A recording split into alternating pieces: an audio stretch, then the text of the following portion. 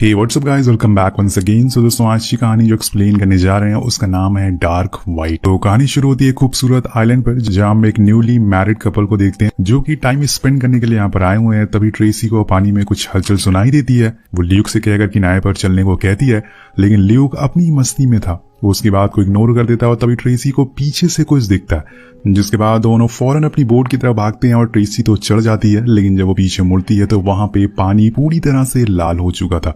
Luke का कोई भी पता नहीं था, जिसे देखकर वो रोने लगती है और तेज तेज चिल्लाने लगती है कि शायद उसकी आवाज कोई सुन ले। लेकिन तभी कोई चीज उसे पानी में खींच कर ले जाती है। वेल, कुछ इस तरह से होता है इस कहानी का इंट्रो। सीन शिफ्ट होकर पहुंचता है चार्ली और जूली पर, जिनके पास एक प्लेन है और वो दोनों लोगों को उसी से टूर करवाते हैं। आज प्लेन की बुकिंग की है जूही और क्लेयर, जो कि एक कोरियन कपल है। वो हेल्स रीफ घूमने जा रहे हैं। इन लोगों के साथ बनी भी था, जिसे उस जगह के बारे में काफी कुछ मालूम होता और वो एक कुक भी है। अब पांचों लोग प्लेन में बैठ जाते हैं। अब बीच सफर में सारे एक दूसरे के बारे में बहुत सी बातें शेयर करते। उन्हीं में से चार्ली बताता है कि वो पहले एक मरीन बायोलॉजिस्ट था और एक दिन वो अकेले शार्क पर रिसर्च करने के लिए चला गया और उस दिन को वो कभी भूल नहीं पाएगा, क्योंकि उस दिन वो मरते मरते बचा था। इसी दौरान वो अपने पैर पर शार्क बाइट को भी दिखाता है, जिसे देख के सभी लोग थोड़ा घबरा जाते हैं। लेकिन फिर जूली सबका मूड ठीक कर देती है कुछ जोक सुनाकर। कुछ समय बाद चार्ली प्लेन को एक आइलैंड के पास लैंड कर देता है और अब ये लोग उसी जगह पर आ गए हैं जिसे हेल्स रीफ कहा जाता है। और ये वही जगह है जिसे हमने कहानी की शुरुआत में देखा था, जहाँ पे वो कपल एंजॉय कर रहे थे। अब यहाँ जूली क्लेयर को इस जगह के बारे में कुछ खास बातें बताती है कि कैसे इसका नाम हेल्स रीफ पड़ा। असल में दोस्तों, सालों पहले यहाँ पर एक शिप फंस गया था जिसमें तकरीबन 20 लोग सवार थे। वो लोग यहाँ महीनों तक फंसे रहे और इतने दिनों में ना तो उन्होंने कुछ खाया और ना ही कुछ पिया। फिर कुछ दिन बाद जब उन्हें रेस्क्यू करने के लिए लोग पहुंचे तो सारे मारे जा चुके थे, लेकिन एक आदमी अभी भी जिंदा था। क्लेयर उसे एक पुरानी फोटो दिखाते हुए बताती है जो कि उसी शिप के अंदर की थी। वो उसे बताती है कि वो आखिरी इंसान जो बचा था वो मेरे दादाजी थे और आज हम उनकी ही एशेस को यहाँ पर दफनाने आए हैं, क्योंकि ये उनकी लास्ट विश थी। अब ये सब बातें सबको थोड़ा सोच में डाल देती है कि आखिर वो लोग इतने दिनों तक कैसे रहे होंगे। वेल, इस बात पर ध्यान ना देते हुए सब अलग अलग हो जाते हैं। तो जूली चार्ली को एक कॉर्नर में ले जाकर बताती है कि वो माँ बनने वाली है। पहले तो चार्ली कुछ रिएक्शन नहीं देता, उसे लगता है कि शायद वो खुश नहीं है। लेकिन कुछ देर बाद वो हंसने लगता है और साथ में अपने आने वाले कल की तैयारियों की प्लानिंग करने लगता है। इसी दौरान बनी भागती उनके पास आता और उन्हें क्लियर के पास लेकर जाता है, जो बैठी हुई रो रही थी। सब उससे रोने की वजह पूछते हैं। वो एक जगह की तरफ इशारा करती है जहां जाने पर चार्ली को एक इंसान की लाश मिलती है जो सड़ चुकी थी और उसके दोनों पैर कटे हुए थे। अगर आपने इस इंसान को नहीं बचाना तो कोई बात नहीं, हम आपको बता देते हैं कि यह असल में ल्यूक है। इसको शार्क ने पूरा नहीं खाया था, जिस वजह से वो तैरता हुआ किनारे पर आ गया होगा और फिर सरवाइव नहीं कर पाया। उसके बाद जूली को उसका फोन मिलता है जो अभी तक ठीक ठाक हालत में था। उसके फोन को देखकर समझ जाती है कि ये अपनी वाइफ के साथ यहाँ घूमने आया होगा और फिर यहाँ पर मारा गया। तो चार्ली कहता है कि मैंने कोस्ट गार्ड वालों को कॉल कर दिया है, वो बस यहाँ पर आते ही होंगे। फिर बनी कहता है कि हमें इसकी वाइफ को ढूंढना चाहिए, क्या पता वो अभी भी जिंदा हो। और जोई बोलता है कि नहीं, ये काम अथॉरिटीज का है, वो ये सब देख लेंगे, हमें यहाँ से चलना चाहिए, हम लोगों को इसमें और फंसना नहीं चाहिए। लेकिन चार्ली उसकी बात नहीं मानता और मजबूरन उसे भी उनके साथ चलना पड़ता है। वहां से वो लोग प्लेन लेकर उनकी बोट को ढूंढने में लग जाते हैं। मे बी उसी के आसपास उन्हें ट्रेसी भी मिल जाए। काफी समय बीत जाता है पर वो कहीं नहीं मिलती। लेकिन तभी क्लेयर को एक बोट दिखाई देती है जो पलटी हुई थी। तो चार्ली उसके पास ही प्लेन उतार देता है और फिर बनी उस बोट के अंदर जाकर चेक करता है। वहां उसे ट्रेसी और लूसी की एक फोटो भी मिलती है, जिसे वो अपने पास रख लेता है। लेकिन जब वो पीछे मुड़ता है तो एक शार्क ट्रेसी की बॉडी को खा रही थी। वो फौरन ऊपर आ जाता है और प्लेन में चढ़ जाता है और सबको ट्रेसी के बारे में बताता है और कहता है कि बेहतर होगा कि हम यहाँ से चले, क्योंकि नीचे मैंने कुछ शार्क को देखा है, अगर उन्हें कुछ हलचल सुनाई दी तो वो जरूर ऊपर आएंगी। सारे लोग प्लेन में बैठ जाते हैं और फिर टेक ऑफ के लिए रेडी हो जाते हैं। लेकिन इन पांचों की किस्मत में कुछ और लिखा था।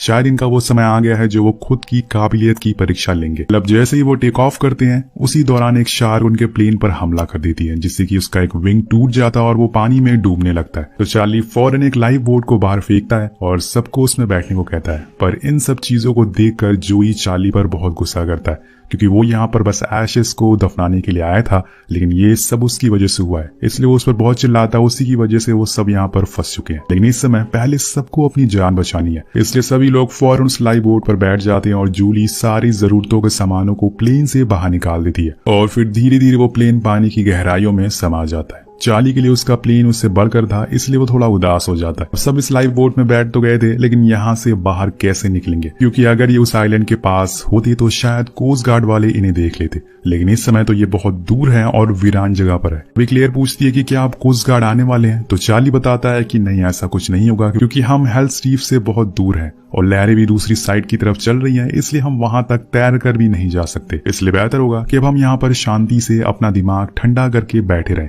क्योंकि थोड़ी देर में अंधेरा होने वाला है और कल सुबह तक हमें कोई ढूंढने नहीं आएगा। तो वो शार्क के बारे में पूछती है कि वो नीचे थी क्या वो ऊपर आ सकती है? तो वो बताता है कि यहाँ पे शार्क नहीं होती, और अगर होती भी है तो बहुत नीचे, वो आमतौर पर सरफेस पर नहीं आती, क्योंकि ऊपर का टेम्परेचर बहुत ज्यादा होता है। अब सभी लोग चुपचाप बैठे होते हैं, लेकिन जोई में अलग किस्म की खुजली थी। उसे अभी भी यही लग रहा था कि ये सब चार्ली की गलती है, अगर वो लोग मर गए तो उनकी मौत का जिम्मेदार चार्ली होगा।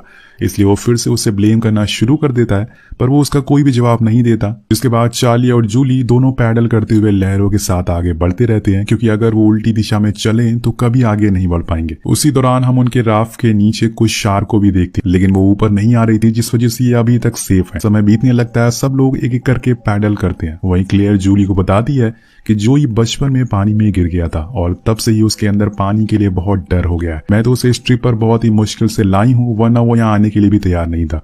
पर आज जो कुछ भी हुआ है उसके बाद वो बहुत ही ज्यादा रूड हो चुका है। वहीं जूली भी उसे अपनी प्रेगनेंसी के बारे में बताती है, जिसे सुन के वो बहुत खुश होती है, लेकिन एक तरफ उसे डर भी था कि कहीं उन्हें कुछ हो न जाए। अब ये लोग धीरे धीरे करके आगे बढ़ते रहते, लेकिन कोई और भी चीज थी जो इनकी ही तरफ आ रही थी, और वो है शार्क, वो भी दो। यानी कि मुश्किल समय बस आने ही वाला है।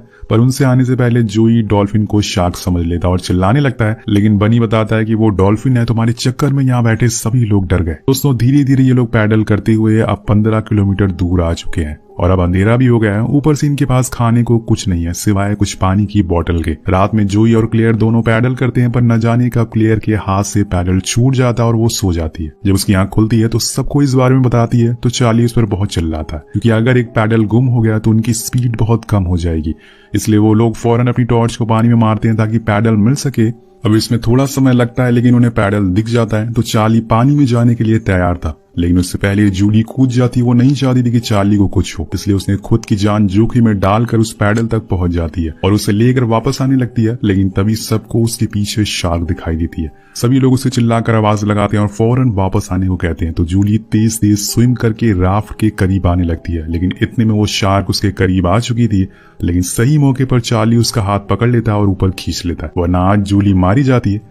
लेकिन दोस्तों, अभी तो ये बस शुरुआत है, क्योंकि ये लोग ना खत्म होने वाले सफर पर हैं और समुंदर के बीचों बीच फंसे हुए हैं। यहाँ पे क्या क्या हो सकता है, इन्हें इस बात का हल्का सा भी अंदाजा नहीं है। अब इनकी हलचल के बाद शार्क को इनके बारे में पता लग चुका था, इसलिए वो वहीं राफ्ट के आसपास ही घूमना शुरू कर देती है। जिसके बाद वहां बारिश होना शुरू हो जाती है। तो चार्ली जोई और क्ले को स्विम सूट पहना देता है ताकि उन्हें ठंड ना लगे। लेकिन इसी दौरान जोई और बनी में कुछ बहस हो जाती है, जो आगे जाकर इतनी बढ़ जाती है कि जोई बनी को धक्का दे देता है, जिसकी वजह से वो जाकर पानी में गिर जाता है। फिर क्या होगा दोस्तों, ये आपको अच्छे से पता होगा। वो शार्क उस पर हमला कर देती है और मौका ही नहीं देती उसे ऊपर आने का, और उसे लेकर पानी के अंदर चली जाती है।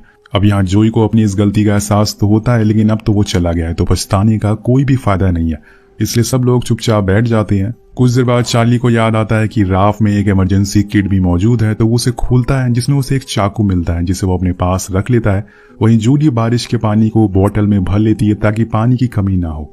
लेकिन तभी एक और मुसीबत आ जाती है। एक शार्क उनकी राफ्ट से टकरा जाती है, जिससे वो सारे के सारे पानी में गिर जाते हैं। सभी लोग पैनिक करने लगते हैं। सबको अपनी जान की परवाह थी, इसलिए जिसके पास जितनी ताकत थी वो उसका इस्तेमाल करके दोबारा से राफ्ट के ऊपर बैठ जाते हैं। लेकिन जो अभी भी पानी में फंसा हुआ था, वो पहले से पानी से डरता था। ऊपर से वो पानी में ही आ गया है, और लेकिन उससे बड़ी परेशानी थी उसके आसपास घूमती हुई शार्क। वो अपनी पूरी कोशिश करता है कि राफ्ट तक आ जाए, लेकिन ऐसा हो नहीं पाता और वो शार्क उसे पानी में खींच कर ले जाती है। सबको लगता है कि वो मर गया, इसलिए सब लोग शांत हो जाते हैं। लेकिन तभी वो वापस से ऊपर आता है, जिसे देखकर सब एक बार फिर से उसे बचाने की कोशिश करते हैं। लेकिन इस बार 2 शार्क आकर उसे पकड़ लेती हैं और अब उसका बच पाना तो नामुमकिन है। अपने पति को अपने सामने मरता हुआ देखकर उसकी वाइफ को बहुत ही बड़ा झटका लगता है। कुछ दिन पहले ही उसकी शादी हुई थी। वो पूरी रात ऐसे ही चुपचाप बैठी रहती है, पर अगली सुबह जूली उसे समझाती है कि अब जो हो गया हम उसे बदल नहीं सकते, इसलिए बेहतर होगा कि हम हौसला रखें, जिससे कि हम अपनी जान बचा सकें। उसके बाद वो अपने दादाजी की एशेस को वहीं समुद्र में गिरा देती है और प्रार्थना करती है कि वो सबकी रक्षा करे। तब जूली कहती है कि क्या पता तुम भी अपने दादाजी की तरह सरवाइव कर पाओ, इसलिए खुद पर यकीन करो और स्ट्रांग बनो। कुछ देर बाद चार्ली बताता है कि राफ्ट में होल हो गया है कल के हादसे के बाद, इसलिए हमें धीरे धीरे आगे बढ़ना होगा। लेकिन हम सही रास्ते पर जा रहे हैं, इसलिए तुम लोग अब आराम करो, हमें पैडल मारने की जरूरत नहीं है। लहरें खुद ब खुद हमें सही रास्ते पर ले जा रही है। और तब तक उनके पास एक शार्क आ जाती है, जिसकी चार्ली पहले से ही तैयार। तो पैडल में वही चाकू लगा देता और अपनी पोजीशन ले लेता है। लेकिन यहाँ एक नहीं बल्कि दो शार्क थी जिनसे लड़ पाना बहुत ही मुश्किल था। अब इससे पहले कि वो कुछ कर पाता, एक शार्क जूली को पानी में खींच लेती, लेकिन चार्ली की बहादुरी की वजह से उसकी जान बच पाती है। वो फौरन उसे ऊपर खींच लेता और सबको बीच में बैठने को कहता है ताकि राफ्ट पलटे ना और सभी एक दूसरे को कसकर पकड़ लेते हैं। अब दोस्तों यहाँ इन्हें काफी समय हो चुका था और तब से ना तो इन्होंने कुछ खाया और ना ही पिया है, इसलिए सबके अंदर कमजोरी थी। वहीं जूली तो प्रेग्नेंट भी थी और इसलिए उसे और ज्यादा वीकनेस होने लगती है और इसी बीच तीनों की आंख लग जाती है। पर कुछ देर बाद हम देखते हैं कि उनकी बोट के अंदर अब पानी भर चुका है। तभी क्लेयर की आंख खुलती है तो वो खुद के सामने एक आइलैंड को देखती है। वो फौरन सबको उठाती है और उस आइलैंड को देखकर सभी लोग बहुत खुश होते हैं। इसके बाद चार्ली कहता है कि तुम दोनों स्विम करके वहां किनारे तक जाओ, मैं यहाँ शार्क का ध्यान भटकाऊंगा। लेकिन जूली नहीं मानती क्योंकि उसे पता था कि इसमें चार्ली की जान जा सकती है। वो कहती है कि हमने अभी तक एक दूसरे का साथ दिया है और आगे भी देंगे, इसलिए हम ये काम साथ में करेंगे। चार्ली उसे प्लान बताता है कि ठीक है, हमें पहले एक शार्क के मुंह में फ्लेयर चलानी होगी जिससे वो जलने लगे और फिर मैं उन्हें मारने की कोशिश करूंगा, जिसका फायदा उठाकर क्लियर किनारे तक चली जाएगी। लेकिन तभी वहां पर एक और शार्क आ जाती है, पर ये दोनों तब तक पानी में कूद गए थे। जूली यहाँ पर फ्लेयर को शूट करती है जो जाकर शार्क के मुंह में लग जाती है, जिससे उसका मुंह जलने लगता है। तभी क्लियर उस पर चढ़ जाता है और चाकू से हमला करने लगता है और फाइनली वो उसे मार डालता है। लेकिन वहीं दूसरी ओर क्लेयर के पीछे एक दूसरी शार्क पड़ी हुई थी, जिसे बचाने के लिए वो एक डूबे हुए शिप के ऊपर चढ़ जाती है, जिससे वो शार्क दोबारा से चार्ली के पास चली जाती है।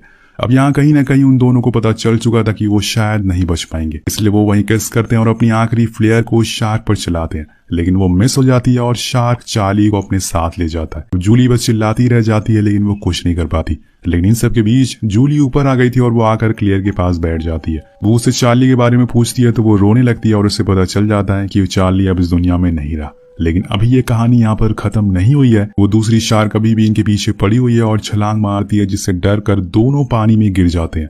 पर जूली क्लियर से कहती है कि तुम किनारे पर जाओ, मैं तुम्हारे पीछे पीछे आ रही हूँ। लेकिन वो असल में पानी के नीचे चली जाती है, उस डूबे हुए जहाज के मलबे में, और वहां जाकर छुप जाती है। लेकिन वहां भी वो शार्क आ गई थी, पर वो उसके पास नहीं पहुंच पाती क्योंकि एक एंकर उस पर अटक गया था। तभी जूली को उसके ऊपर एक लोहे का रॉड दिखता है, जिसे वो तोड़ देती है और वो जाकर सीधा शार्क में घुस जाता है। लेकिन इतनी देर में पानी में रहते हुए वो बेहोश हो चुकी थी और तब जूही नीचे आकर उसे बचाकर ऊपर ले जाती है। तो फाइनली दोस्तों यहाँ पर वो शार्क मारी जाती है और दोनों स्विम करते हुए किनारे तक आ जाते हैं। लेकिन इन दोनों ने अपने चाहने वालों को खो दिया है। तो आपको क्या लगता है कि क्या इन्होंने ट्रेसी को ढूंढने का जो प्लान बनाया था, जो फैसला लिया, वो सही था या फिर वो गलत था, या फिर इन्हें सीधा एशेस को बरीड करके यहाँ से निकल जाना चाहिए था? नीचे कमेंट करके हमें जरूर बताएगा। और इस वीडियो पर एम करते हैं 300 कमेंट का, कमेंट जरूर करेगा। मिलते हैं आपसे अगली वीडियो में। Thank you so much watching. Please